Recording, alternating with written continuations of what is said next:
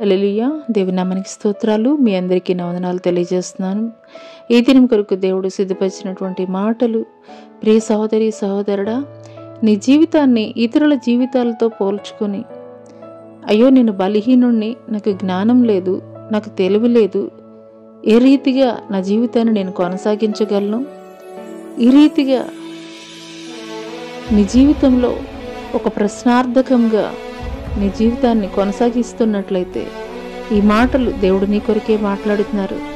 యేసు మీ యొద్ద ఎన్ని రొట్టెలు ఉన్నవని వారిని అడగగా వారు 7 రొట్టెలను కొన్ని చిన్న చేపలను ఉన్నవని చెప్పిరి. అప్పుడు ఆయన నేల మీద కూర్చుండుడని జనసమూహమునకు ఆజ్ఞాపించి ఆ 7 రొట్టెలను ఆ చేపలను పట్టుకుని కృతజ్ఞతాస్తుతులు చెల్లించి వాటిని విరిచి తన శిష్యులకిచ్చెను. శిష్యులు జనసమూహమునకు వడ్డించిరి. వారందరూ తిని తృప్తి పొందిన మీదట మిగిలిన ముక్కలు 7 గంపల నిండా ఎత్తిరి. హల్లెలూయా. ఈ మాటలు వింటున్నటువంటి ప్రియనేస్తమా, యేసుక్రీస్తు వారి యొక్క పరిచర్యలో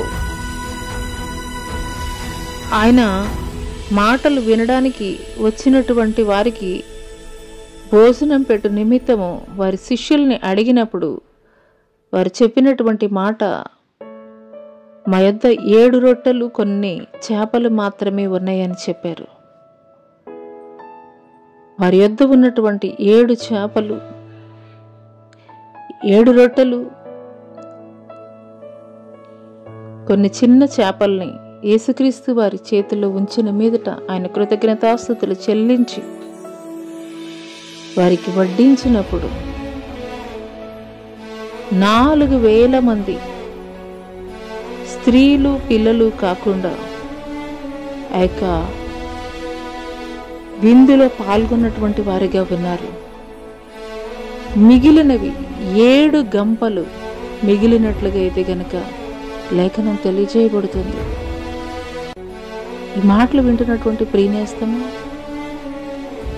నువ్వు ఎలాంటి బలహీనత కలిగి ఉన్నా, నువ్వు ఎలాంటి అవివేకములో ఉన్నా, నువ్వు ఎలాంటి తెలివితేటలు నాకు లేవని నువ్వు అనుకుంటున్నా, నువ్వు ఏదైతే కలిగి ఉన్నావో వాటిని దేవుని యొద్దకి తీసుకుని వచ్చి, అయ్యా నేను బలహీనరాల్ని, నాకు తెలివి లేదు, జ్ఞానము లేదు, కానీ నన్ను బలపరిచయ్యా.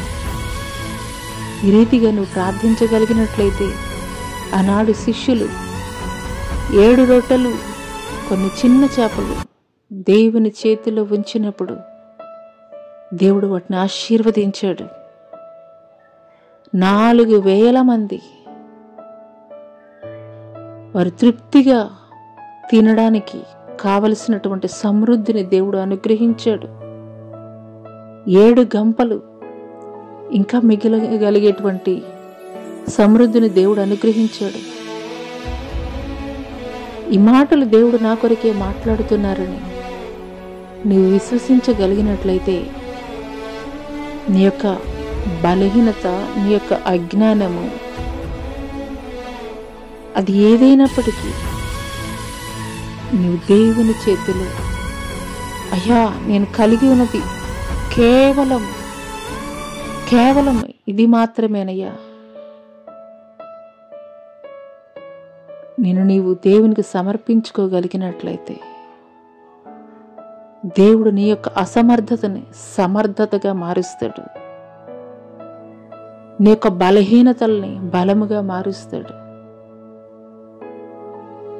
నీ యొక్క లేమిని కలిమిగా మారుస్తాడు. పరిపూర్ణమైనటువంటి ఆశీర్వాదాన్ని దేవుడు నీకు ఇస్తాడు. అటి కృప దేవుడు నీకు దయచేయను గాక. ఆమేన్.